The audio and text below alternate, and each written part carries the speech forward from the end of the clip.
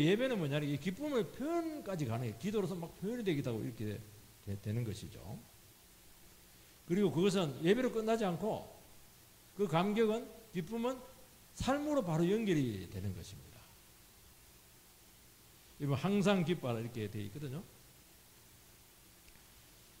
항상 기뻐하라니까 우리는 뭐 슬플 때도 기뻐해야 되고 막 힘들 때도 기뻐해야 되고 항상이니까 무조건 기뻐하라고 말씀하고 있습니다. 아니 사람이 기계가 아닌데 행복하지 않잖아요. 요즘 사람들은 또 우울증이 얼마나 많습니까? 우울증이라는 것은 감정이 고장이 난 겁니다. 이게 기뻐하고 싶다 해서 기뻐지는 게 아니에요. 안 기뻐져요. 근데 이게 자기 마음대로 기뻐할 수가 있겠는가 하는 문제죠. 그래서 어떤 분들은 이 구절을 이제 너무 문자적으로 적용을 합니다. 주님께서 기뻐하라고 명령하시기 때문에 기뻐하자. 그래서 뭐 일부러 막 시도 때도 없이 웃기도 하고 또 막 즐거운 표정으로 밝게 살려고 하는데 저는 그 노력 자체는 참 귀하다고 봐요. 그렇게 안 하는 사람보다도 그렇게 하는 게 사실은 귀하죠. 그렇게 하다 보면 또 기뻐질 수도 있어요. 근데 오늘 이 말씀은 그 정도를 얘기하는 게 아닙니다. 그 모습으로 어쩌면 맨내로 막 이렇게 기뻐하는 사람들이 그 호텔 같은 데 가고 이러면요 얼마나 밝은지 몰라요. 여성들 막 있고 막 웃으면서 이렇게 하는데요. 간이 녹죠. 그게 아니라 그렇게 하지 말라는, 그거로 안 된다는 겁니다. 마음 중심으로 기쁨이 회복이 되느냐는 것을 이야기하는 것입니다. 진짜 중심에서 기쁘냐는 게 지금. 여러분 성도의 삶이라고 하는 것은 실제 살아보면 알겠지만 기쁨보다는 힘들 때가 많고 참 우리 축복보다는 어떨 때는 의무가 너무 많고 짐이 많을 때도 많고 현실적으로 믿음으로 산다는 것은 많은 그 아픔을 동반할 때가 참 많습니다. 이 모든 걸 다 안고 있는 거예요. 그런데 항상 기뻐라고 말씀했거든요. 항상 기뻐지지 않는 거예요. 근데 기쁠 때가 있어요. 언제입니까? 예배 드릴 때는 기뻐할 수가 있어요. 어떤 상황에서도 기뻐할 수가 있어요. 그 예배에서 연습을 많이 하라는 거예요. 슬프지만 여기 와서 눈물 흘리면서 기쁨을 회복하라는 거예요. 심태제쯤 하나님 말씀을 듣고 막 하나님 바라보면서 나를 잊어버리고 막 찬송하고 그렇게 막 기도하면서 나를 한번 바꿔보라 가능하다는 거예요. 예배에서 안 되면 안 되는 거라는 겁니다. 왜냐하면 예배 속에는 하나님의 말씀이 있고 예배를 통해서 주님께서 드러나고 또 주님이 우리를 만나 주시기 때문이죠. 이 기쁨이라고 하는 것은 내 안에서 만들어지는 게 아닙니다. 내 안에서 만들어지는 것은 얼마 못 가요. 우리 성경에서 말하는 기쁨이라고 하는 것은 우리가 주님을 만났을 때, 우리 사랑하는 사람 만났을 때 막 기쁘잖아요. 맛있는 그 사랑하는 사람과 같이 막 커피 마시면 더 기쁘죠. 이 기쁨이라고 하는 것은 만남을 통해서 오는 것입니다. 기쁨의 근원 대신은 주님을 만났을 때 기쁨이 회복이 되는 거예요. 빌립보서 4장 4절 말씀을 띄워주시기 바랍니다. 같이 읽읍시다. 시작. 주 안에서 항상 기뻐하라. 내가 다시 말하노니 기뻐하라. 주 안에서 항상 기뻐하라. 내가 다시 말하는데 기뻐해야 돼. 기뻐 안 하면 재미없어. 주 안에서 항상 기뻐할 수 있다는 거예요. 그리고 다시 말하지만 기뻐하라는 거예요. 그러니까 우리 주님 안에서, 진리 안에서는 기뻐할 수가 있습니다. 항상 기뻐할 수가 있어요. 왜냐하면 주님이 함께 하시기 때문이죠. 주님 안에, 내 안에 있으면 안 됩니다. 세상 속에 있으면 안 돼요. 주님 안에 있으면 돼요. 왜냐하면 주님은 인격을 가지신 분이시잖아요. 능력이 있으시잖아요. 부유하시잖아요. 짜증 내시는 분은 아니잖아요. 그러니까 주님과 인격적으로 만나버리면 참 신기해요. 전염이 됩니다. 이게 인격적인 감화가 와요. 그래서 이게 이상하게 기쁨의 회복이 되는 겁니다. 그래서 주님과 함께라면 모든 것을 다 이겨낼 수가 있어요. 우리가 기뻐하지 못하는 것은 질문하면 우리 항상 너무 내 중심이기 때문에 그렇다는 것입니다. 그러니까 주님과 함께 있으면 나를 잊어버리게 되잖아요. 주님 중심으로 바뀌게 돼요.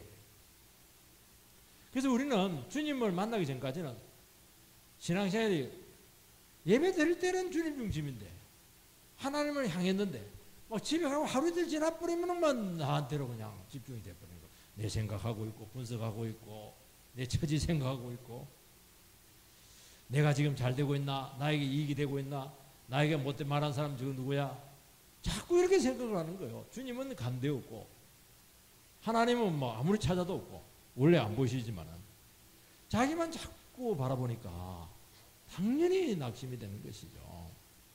그리고 막 내 뜻대로 돼야 되는데 내 뜻대로 안 되잖아요. 주님 바라보면은 내 뜻대로 안 되는 게 당연한 것이거든요. 왜냐하면 주님 뜻대로 되는 것이 맞는 것이거든요. 이 시각이 자꾸 바뀌는 거예요, 지금. 여러분, 이런 것들은 세상 사람들도 다 기뻐해요. 돈 생기면 다 기뻐하는 거예요. 원하는 대로 다 되고 이러면 다 기뻐해요. 근데 이 세상적인 조건에 따른 이 기쁨들은 오래 가지가 않습니다. 왜냐하면 세상은 늘 변하거든요. 그래서 우리는 주님 안에서 기뻐라, 그렇게 말씀하고 있습니다. 주님의 시각에서 문제를 보는 거예요. 주님을 놓치면은 100%안 기쁩니다. 주님을 바라보면은 100% 기쁘다는 거예요. 그런데 답이 나오는 거예요. 주님 안에 있으라, 안에. 주님 안에 있으면 돼요. 자녀들이 엄마 안에 있으면 기쁘잖아요. 품 안에 있으면 애들이 막 되게 기쁘잖아요. 한 번씩 뭐 저도 뭐 안에 하루 종일 있을 때가 있어요.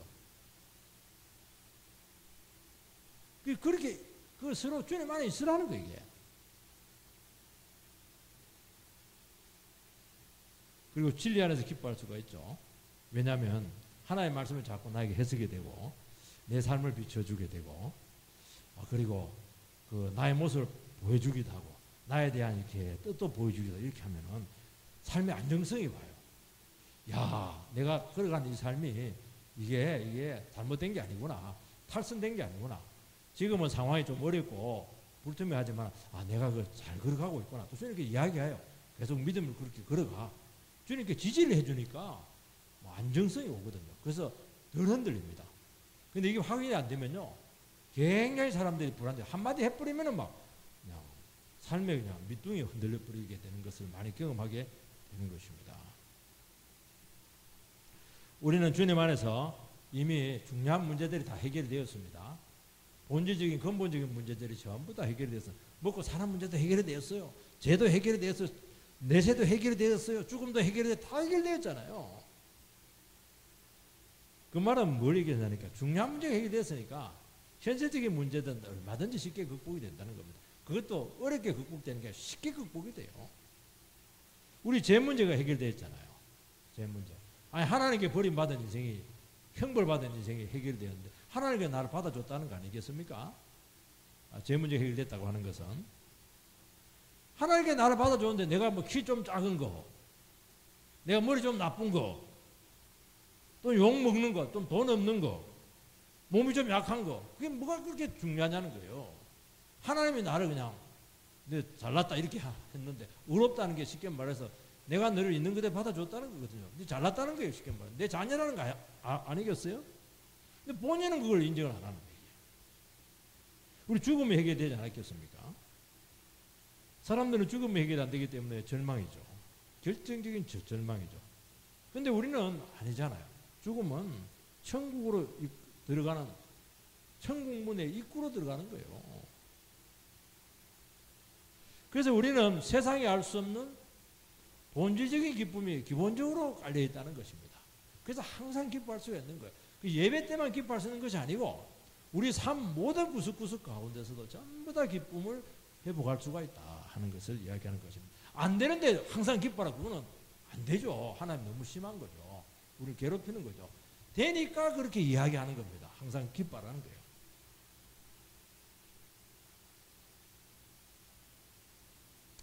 왜냐하면 이것이 안 되면 능력이 나타나지 않거든요.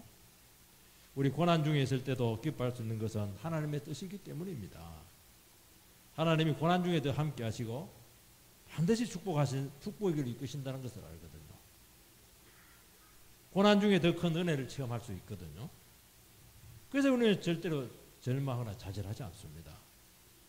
그래서 성도님들에게 있어서 기쁨이 없다고 하는 것은 이거는 자녀의 모습을 지금 잃어버린 것입니다. 나중에 기쁨 없이 오래 살고 이렇게 하면요, 지옥 자식 같아요.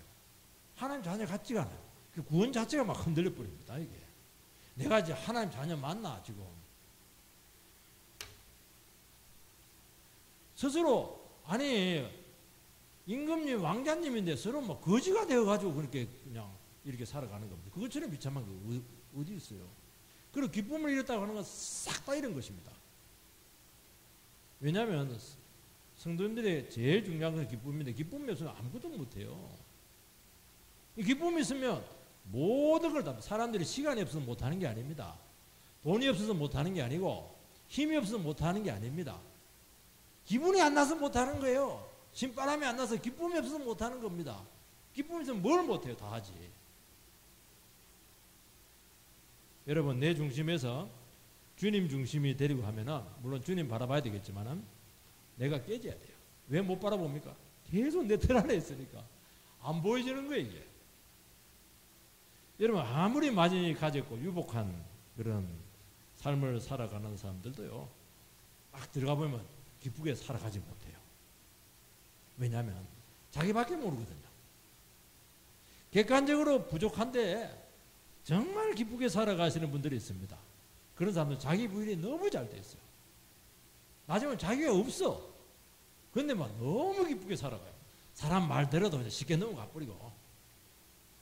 그게 막 자기에게 크게 데미지가 되지 않는 것입니다. 그래서 어지간한 것은 쉽게 넘어가죠. 그리고 내 안에 그림돌이 없습니다. 자기 안에 그림돌이 많으신 분들은 이게 기쁨이 좀 힘들어요. 예, 그림돌이 내가 옛날에 트라우마가 있었단 말이지. 아, 내가 옛날에 버림받은 아픔이 있었단 말이지. 내가 막 상처를 많이 받았단 말이지. 사랑을 못 받았다. 전부 다 이게 트라우마인데 트라우마 이렇게 해서 핑계대고 이렇게 하는데 아니 예수님께서 그거 치료하라고 십자가에 못 박혔거든요. 그거 두고 기도해야 된다는 것이죠. 여러분 내가 깨지면은 하나님이 보입니다.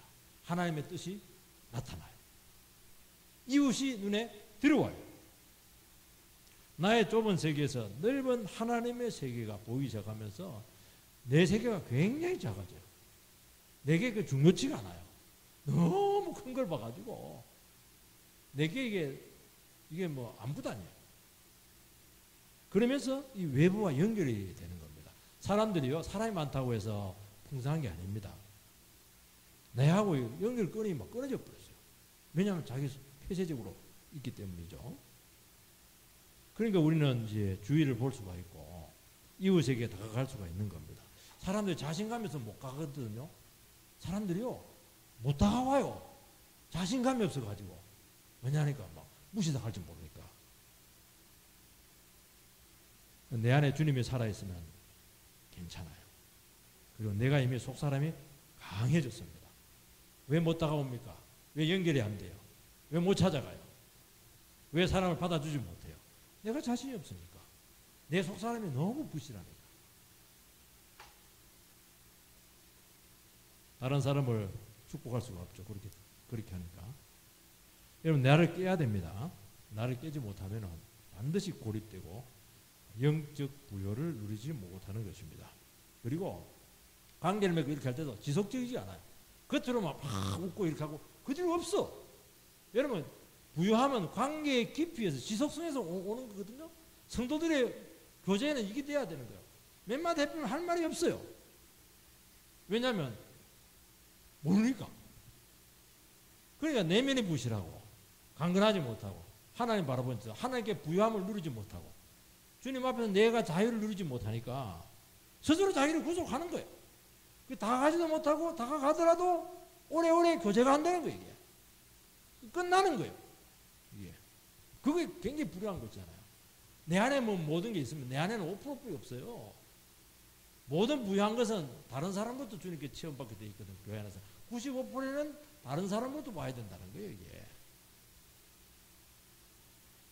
그래서 우리가 주님 앞에서 내 자신을 찾을 때 상대를 있는 그대로 받아줄 수가 있죠. 그리고 다른 사람의 귀한 것을 소중히 여길 수 있는 그 마음을 가지면 그 소중한 것이 전부 다 내게 돼요. 희한하죠. 근데 소중한 걸 무시하고 막 열등감정으로 반응하고 비교하고 이래버리면요, 내 것도 없어져 버려요. 희한하죠. 그래서 다른 사람이 기뻐할 때 기뻐하고 다른 슬퍼할 때 슬퍼하고 이렇게 하라는 거예요. 그럼 그것이 전부 내게 돼요. 내가 누릴 수 있는 거예요. 그렇게 부자가 되는 거예요. 두 번째는 쉬지 말고 기도하라 되어 있습니다. 왜 기도합니까? 내 힘으로 안 되니까 기도하는 겁니다. 하나님 도와주셔야 되니까 기도하는 겁니다. 성도라고 하는 말이 무슨 뜻이냐면, 우리 예수를 믿는다고 하는 것은 내가 할 수 없는 무능한 존재다. 나는 피조물인 한계성을 가지고 있다는 것을 인식을 했기 때문에 예수를 믿는 겁니다. 하나님 모르는 사람들의 특징은 뭐냐? 다 할 수 있다고 그래요. 또 해보면 안 되는데, 거의 다 안 되는데, 마음을 안 먹어서 그렇지 다 할 수 있다고 그래요. 아닙니다. 마음으로 자신 있는 거예요. 근데 우리가 신앙이 자라고 예수를 알면은 뭘 느끼냐니까. 안 되는 게 너무 많구나. 내가 정말 부족한 게 너무 많구나. 할 수 있는 게 점점 없어져요. 신앙이 또 어릴 때는 좀 있어요. 가면 갈수록 할 수 있는 게 하나도 없어요. 그래서 아무것도 안 해요. 뭔가 한번 이렇게 해보면은 쉬운 게 실제로 없어요. 모르니까 그냥 이게 용감한 겁니다. 이게 겁없이 달려드는 것이거든요. 그래서 우리가 알면 기도하지 않을 수가 없습니다. 하나님이 도와주지 않으면 아무것도 못하기 때문에 막 제일 그분 안에 머물러 있으려고 그래요. 주님 안에 머물러 있으면 주님이 알아서 해주시니까. 그리고 자꾸 행동은 작아지고 기도 시간이 자꾸 늘어나고 성경 읽는 시간이 계속 늘어나고 예배 시간이 그리워지는 겁니다. 왜냐하면 그분 안에 머물러 있어야 되니까. 쉽게 머물러 있는 게 쉽지가 않거든요. 이게. 그래서 주님 앞에 머물 수 있는 그걸 계속 확보를 하는 거예요. 왜냐하면 이게 내 사는 길이거든요. 그래서 우리는 매 순간 고비 때마다 기도하게 된다는 것이죠. 왜냐하면 나를 알잖아요. 내가 얼마나 넘어지기 쉬운 존재인가 하는 것을 알기 때문이죠. 그리고 참 신기한 것이 기도하지 않으면은 어느새 마귀가 내 영혼을 막 그냥 밀가루를 막 까봅니다. 얼마나 흔들어 놨던지. 자기도 머리가 막 흔들립니다. 얼마나 흔들렸던지. 왜 그렇습니까? 기도하지 않아서 그래요. 그리고 내가 위험한 상태에 있고 위험한 존재라는 것을 점점 알게 됩니다. 그래서 주님께서 한순간이라도 나를 붙들어주지 않으면 나는 망합니다. 그걸 입에 달고 살아요. 그래서 늘 하는 기도는 뭐냐니까, 주님 나를 혼자 남겨두지 마시고 주님께서 나를 꼭 붙잡고 막 경상도식으로 말하면 볼짝 붙잡고 막 절대로 놓지 말아달라고, 절대로 내가 도망가더라도 목덜미 잡고 절대로 나를 놓지 말아달라고 이런 기도를 하는 거예요. 왜냐하면 주님이 놔버리면 나는 죄를 저지르거든요. 망하는 길 가거든요. 여러분 기도하면은 주님께서 일하십니다. 우리도 열심히 합니다. 기도하는 사람이 뭐 열심히 안 살겠습니까?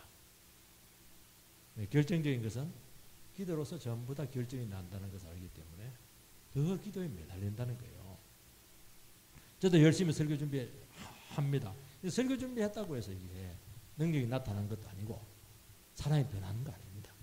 이거는 주님의 몫입니다. 주님께서 해주셔야 돼요.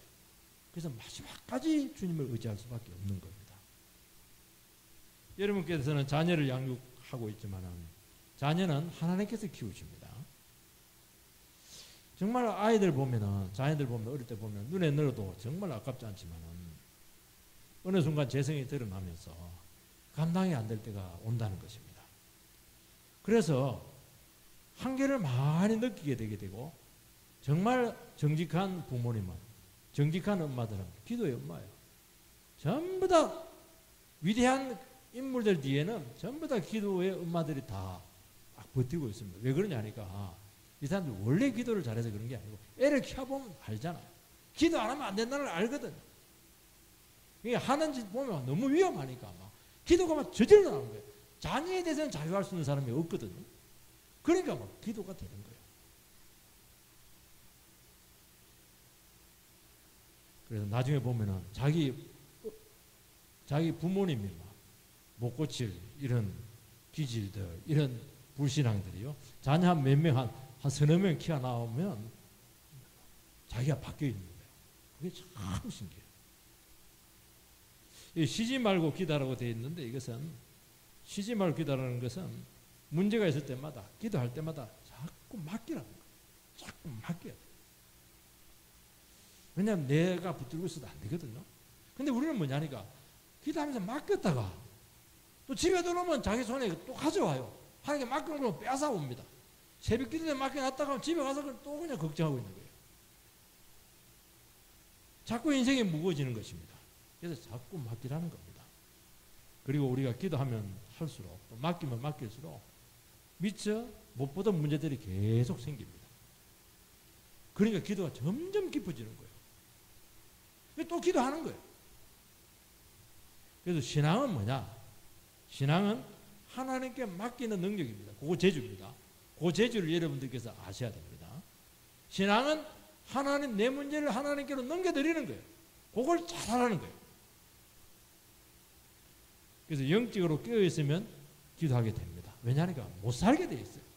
모르니까 그냥 되는 대로 사는 것이지 조금 진지하게 살려고 하고 주의 뜻대로 살려고 하고 제대로 살려고 하고 이렇게 하면 깜짝깜짝 놀랍니다. 기도 안 하고는 벽에 내지를 못하는 거예요. 그래서 그게 깨어있는 겁니다. 깨어있으면요 절대 기도하지 않을 수가 없어요. 자다가도 일어나가지고 기도해요. 텔레비 안 보고 스마트폰 안 보고 기도합니다. 여러분 개인 기도도 좋지만은 함께 모여서 예배 중에 기도하는 것이 훨씬 능력이 있습니다. 왜냐하면 혼자도 할 수 없는 그 기도들을 우리는 같이 해야 된다는 것이죠. 나라와 민족을 위해서, 선교를 위해서, 또 성시화를 위해서, 또 많은 영혼들 중보기도를 우리는 같이 모여서 한다는 것입니다.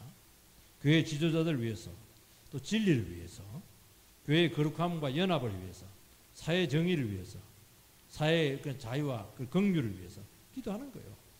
또 지금은 뭘 기도해야 됩니까? 복음에 대해서 사람들이 굉장히 부정적이에요. 교회에 대한 반감이 하늘을 지금 찌르고 있는 것입니다. 그걸 느끼고 있거든요. 우리 딸이 이제 신학과를 갔는데 너 왜 신학교 갔냐 이러니까 사람들이 왜 이렇게 교회를 싫어하는지 몰라가지고 그걸 내가 밝히고 싶어서 신학교를 갔다 이러는데 1학년 지나니까 다 풀렸다고 그래요.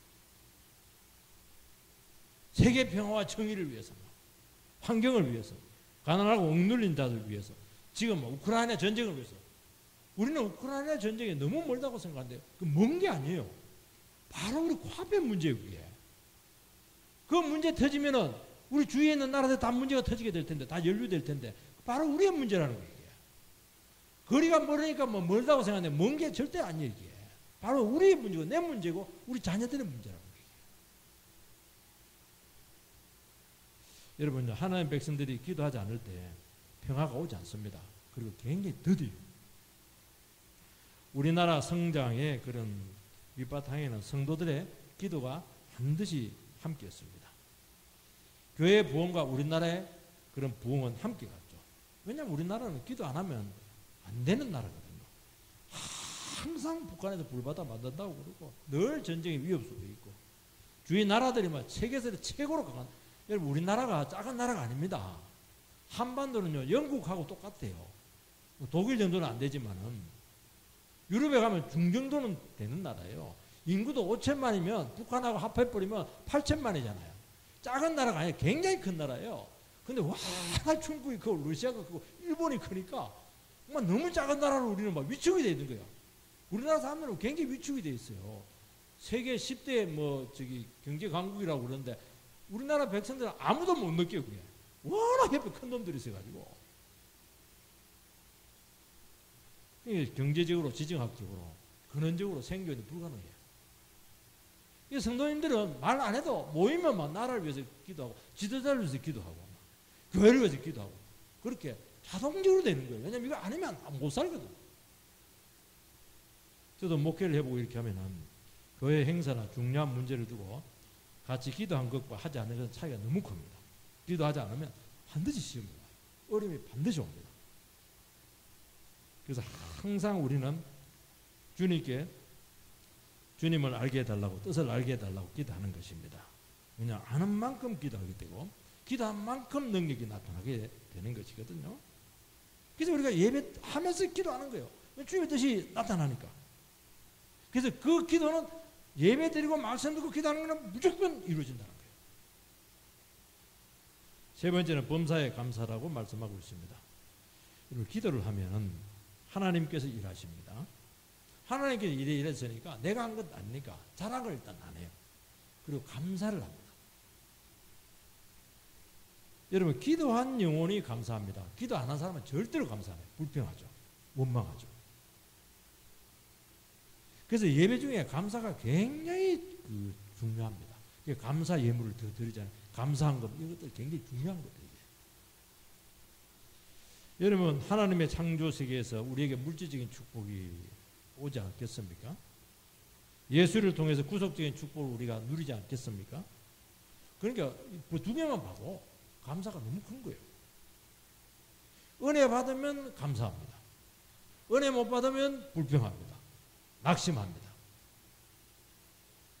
그래서 우리는 어떻게 하냐니까 감사가 나와야 다른 사람과 자기 자신과 환경에 대해서 여유를 가지는 거예요.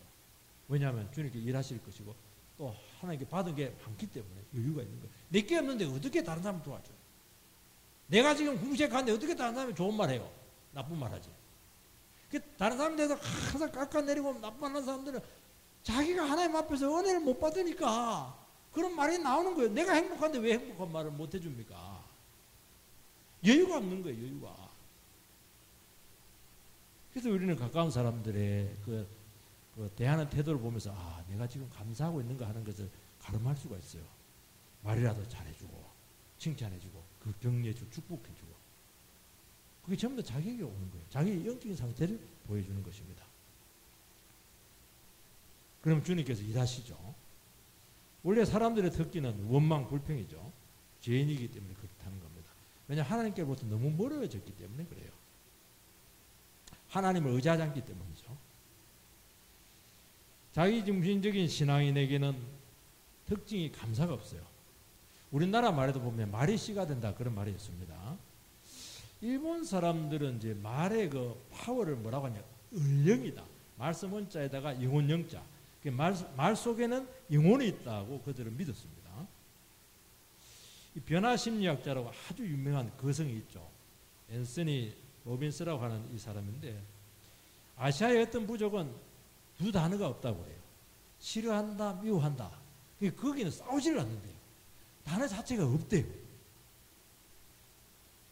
우리 동양에서는 이 언변보다 말 잘하는 것이잖아요. 이 굉장히 사람들이 부러워하거든요. 근데 그걸 중요하게 여기는 게 아니고 어떤 말을 하지 말아야 될 것인가? 은잠이다. 말씀 원자에다가 잠은 이제 뭡니까? 절제하는 거예요. 어떻게 말씀을 절제할 수 있는가? 이것을 강조한다는 것입니다. 그래서 이제 딱 세 가지 조심을 해야 하는데 붓끝을 조심해라. 칼끝을 조심해라. 이 혀끝을 조심해라. 마지막이 혀끝이에요. 혀가 제일 위험하다. 붓이 이게 굉장히 위험하고 칼이 굉장히 위험하고 제일 위험한 게 혀라. 혀끝. 혀를 조심해라. 왜냐하면 말이라고 하는 것은 자기 자신에 대한 예언입니다. 그래서 세월이 지나면 말한 대로 된다는 거예요. 그게 조사가 됐어요. 그래서 우리 입을 통해서 무슨 말을 해야 되겠습니까? 기도하고 찬송하고 감사하고 그러면 그렇게 된다는 거예요. 반대라면 반대로 된다는 거예요. 그리고 감사할 때 감사할 거리가 계속 생긴다는 거예요. 너무 신기해요. 왜냐하면 그대로 되니까 자꾸 감사가 정폭이 되는 거예요. 불평하면 계속 불평한 일이 더 생긴다는 거예요. 그대로 불평한 대로 되니까 그렇게 된다는 거예요. 그렇게 무서운 거예요. 범사에 감사라고 되어 있습니다. 모든 일이에요. 우리는 특별한 일, 대단한 돈이 생겨 이렇게 하면 그렇게 하는데 일상적인 평범한 여기서 감사를 잘해야 된다는 거예요. 사람들이 왜 일상적인 삶에 대해서 감사가 적냐면은 평상시에 주님 안에서 안 살아가기 때문에 그렇다는 거예요. 주일에 와가지고 주님 안녕하세요 인사하는 거예요. 왜냐하면 일주일 내내 주님을 잊어버리고 살았거든. 그러니까 감사가 없는 거예요. 그거 회견해야죠. 그래서 뭐라고 되냐, 감사가 제일 마지막이잖아요. 기뻐하라, 기도하라, 그리고 감사가 나오는 거예요. 감사가 쉬운 게 아닙니다. 제일 어려운 게 이게. 여러분, 우리에게 찾아오는 모든 삶에 그래서 반응을 잘 해야 됩니다. 그래서 주님을 의지하고 맡기는 기회로 삼아야 된다는 것. 이것이 안 되면 결국에는 자기 기준이나 판단으로 처신을 하고 말하게 되게 되는데 이것이 전부 다 파근이 됩니다. 제가 이게 설교 준비를 하다가 어느 목사님 설교를 들었는데 굉장히 저랑 공감이 되었고 굉장히 좀 들어볼 가치가 있다고 생각해서 여러분들에게 소개를 합니다. 사람들이 어떤 조직이나 교회나 어떤 단체에서 이게 나가야 될 때, 쫓겨나야 될 때, 그때 감사의 원리를 모르면은 내가 쫓겨나겠다 싶으면 미리 배신을 때린다는 거예요. 왜냐하면 내가 상처당하기 싫으니까. 그래서 심한 피해를 먼저 주거나 또 사람을 왕창 데리고 나간다는 거예요. 그리고 회사 기밀들 빼내가지고 막 그냥 상대 회사에 막 주고 말이지. 해코지를 하고 막 속을 뒤집어 놓고 막 이렇게 한다는 거예요. 되게 그렇게 한다는 거예요. 배신 당하기 전에 미리 배신을 때려버린다는 거예요. 우리식으로 표현하면은. 그리 하지 말라는 거예요. 그냥 쫓겨나라는 겁니다. 마음이 힘들죠. 억울하죠. 인생은 시간 지나면 반드시 만나게 된다는 겁니다. 그때 상대로 하여금 나를 쫓아낸 사람으로 하여금 굉장히 미안하게 만들어라는 거예요. 안절부절하게 만들어라는 거예요. 그때는 내가 100번 옳지만은 시간이 또 지나고 보면은 우리도 나쁘게 한 것이 있거든요. 상대방은 당연히 더 나쁘죠. 그것이 계속 우리를 힘들게 할 수 있다는 것입니다. 그게 남아있어요. 사람들은 다른 걸 기억하지 않습니다. 평상시에 잘한 거 많거든요. 나갈 때 못되게 한 그걸 다 기억한다는 거예요. 두고두고 비난거리라는 것입니다. 주님은 억울한 거 다 기억한다고 말씀하고 있습니다. 그래서 당해라는 거예요. 그래야 내일을 기약을 할 수 있다고 말씀하고 있습니다. 우리는 힘들고 억울한데도 불구하고 당하면서 신사적으로 처신하는 혹시 그런 귀한 분들이 있어요. 그때 이 사람이 빛납니다. 야, 이 사람은 다르다. 이 사람은 왜냐하면 어렵고 비난다고 오해받고 이렇게 할 때 그 사람의 본 모습이 나오거든요. 그때 막 쏘가지 다 내고 이래버리면 본색 드러나고 이래버리면 와우, 사람들은 다른 기억 안 합니다.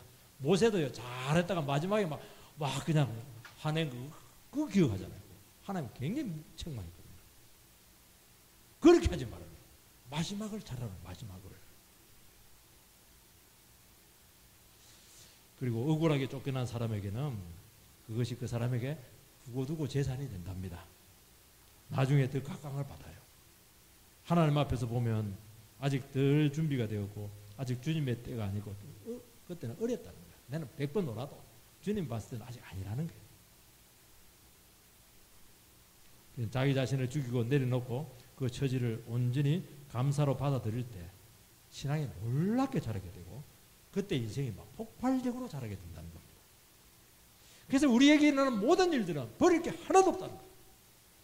당장 이해를 못하고 억울한 것 같아도 주님께서 이 모든 것들은 우리 미래를 위해서 준비한 것이라는 것입니다. 잘해야 돼. 안 좋을 때 잘해야 돼. 떠날 때 잘해야 돼요. 쫓겨날 때 잘해야 돼요. 쫓겨나 버리세요. 이는 그리스도 예수 안에서 너희를 향하신 하나님의 뜻이니라. 하나님의 뜻은 세 가지예요. 기뻐하라, 기도하라, 감사하라. 이게 하나님의 뜻이에요. 우리는 뭐 이상한 뜻을 자꾸 찾는데 그거 하지 마. 이 세 가지 하면 뜻이 나타나요. 우리는 하나님의 뜻을 찾는다고 하면 이 세 가지를 안 해. 기뻐하지도 않고 기도도 안 하고 말이지. 감사도 안 하고 무슨 하나님의 뜻이 나타나는 거예요 이게. 주여 나에 대한 하나님의 뜻이 무엇입니까? 세 가지 알아요. 세 가지. 그러면 저절로 내 하나님이 우리에 대한 뜻을 이루어 주신다는 거예요. 여러분 출애굽 백성들이 40년 내내 원망했잖아요. 무슨 하나님의 뜻이 나타났어요? 가나안에 하나도 못 들어갔잖아요. 삶에 점점 미궁으로 빠지고 방황했거든요. 여러분 다른 거 하지 마시고 세 가지를 하세요. 어떻게 같이 따라합시다. 시작.